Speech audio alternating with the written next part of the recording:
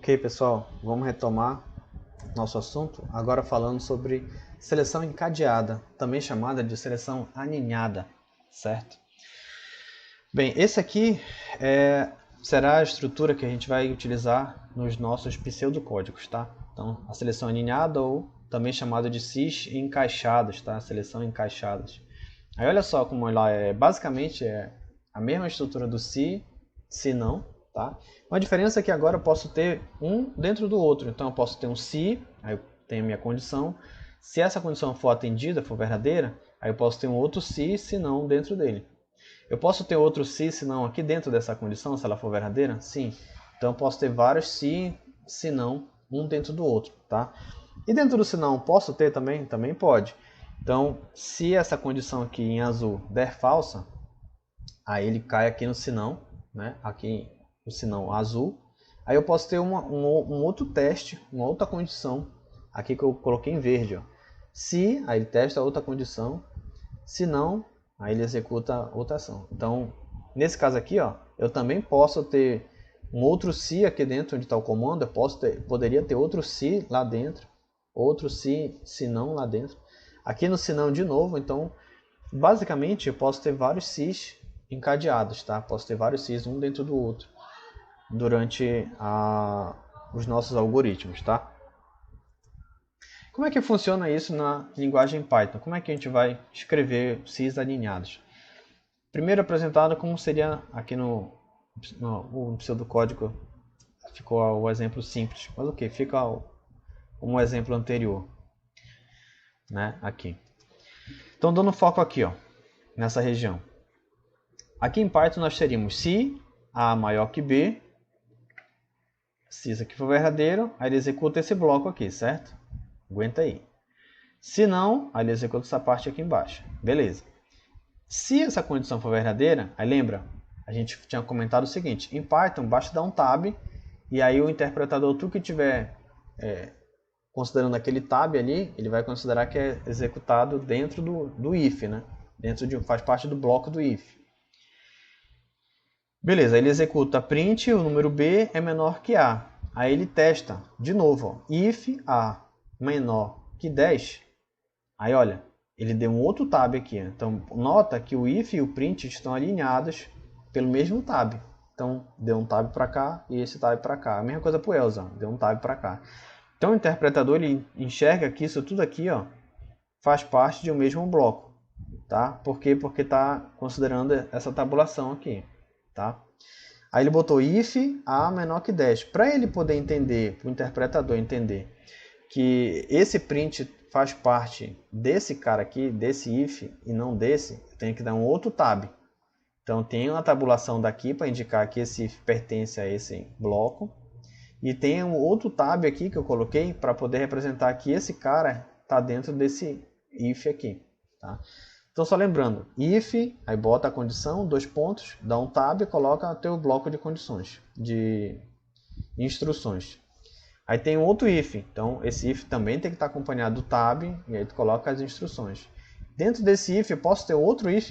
Pode, desde que tu coloque um tab aqui para representando, para colocar o interpretador conseguir entender que aquele trecho ali faz parte daquele bloco, certo? Então, em Python, no máximo, tu tem que te atentar a esses detalhes do tab, tá? Aí o resto, a sintaxe é bastante simples. E não esqueçam, pessoal, desses 2 pontos, tá? Tem que ter 2 pontos aqui para ele entender que terminou a condição, tá? No caso do else aqui, a partir daqui ele entende que ele pode executar o comando que está abaixo, certo? E agora? Agora é hora de aquecer, certo? Agora a gente pode resolver as questões da lista de exercícios, da questão 47 até a questão 51, tá?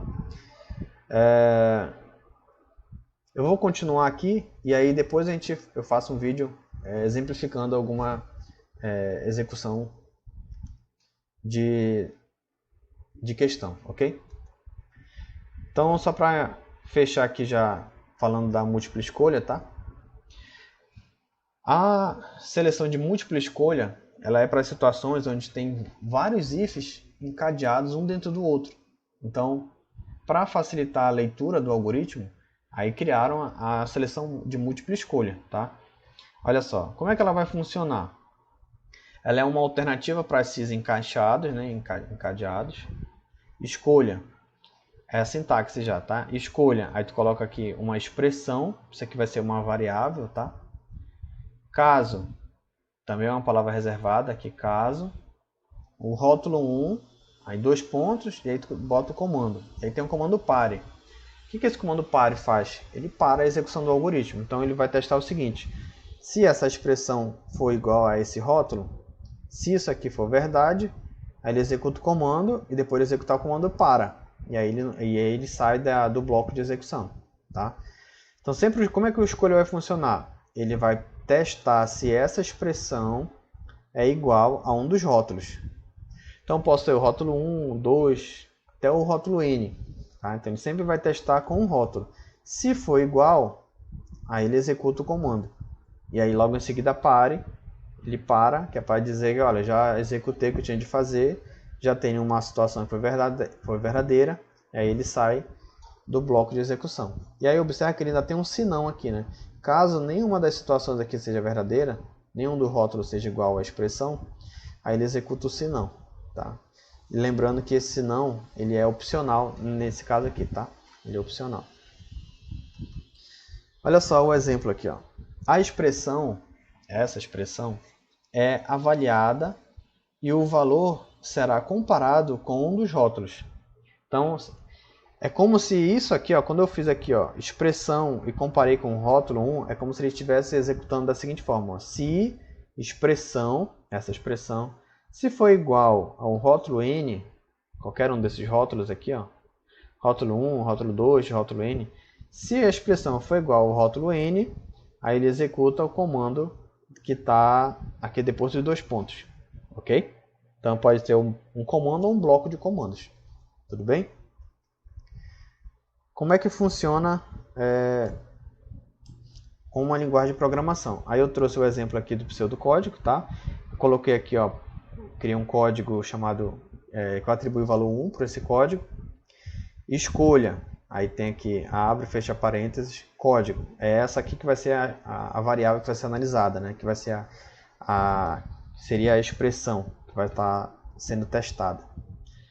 Código, aí abre, fecha chaves, isso no pseudocódigo, certo?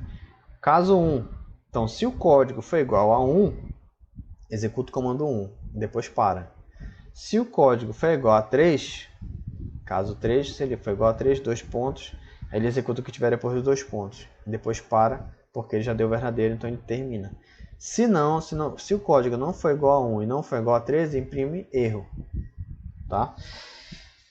Aí, só por curiosidade, eu mostro a vocês como é que é essa estrutura na linguagem R, tá? Na linguagem R ela é chamada de switch, na linguagem Java também é chamada de switch, é o famoso switch case, tá? Então aqui no R tem, na verdade no R é uma função chamada switch, aí a pessoa coloca aqui a expressão, né, a variável que está sendo testada, depois faz os casos aqui, ó, 1 e 3, ele botou 1, 3, 1, 3, e aí executa o comando que tem que fazer.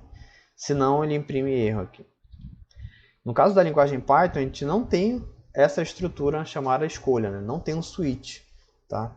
O Python não possui estrutura escolha, nós temos que usar o elif. Tá?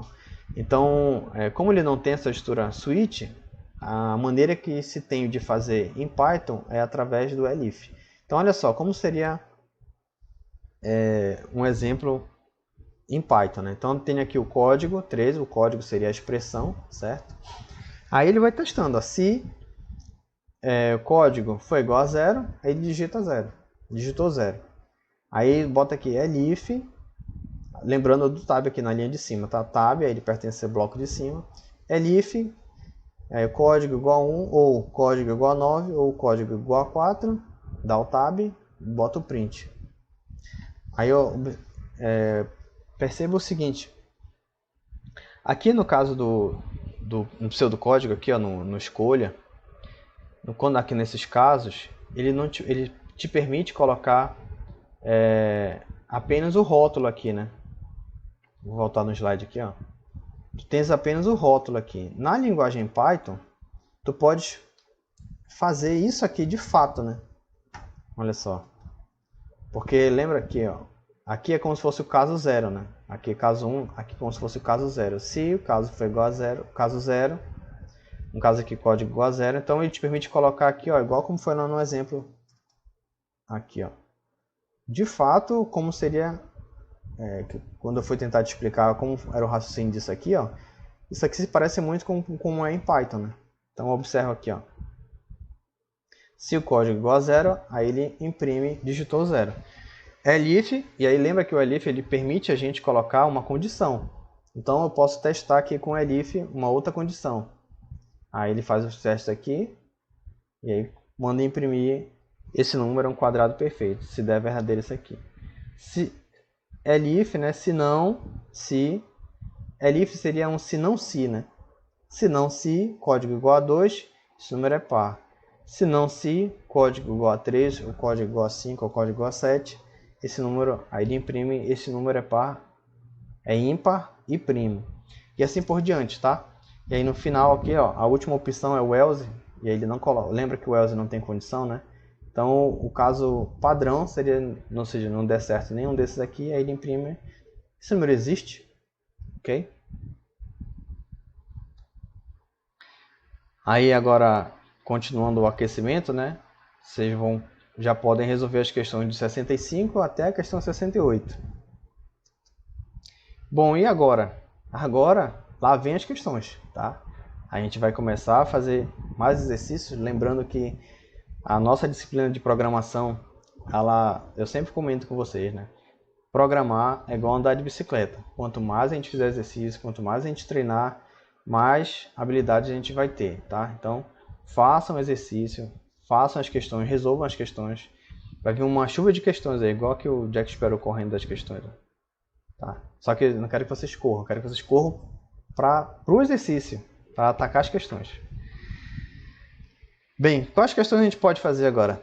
A gente pode fazer as questões de 52 a 80, tá? Lá da lista de exercícios que já está lá no CIGA. Certo, senhores, senhoras? Na próxima aula, a gente vai estudar estruturas de repetição, tá?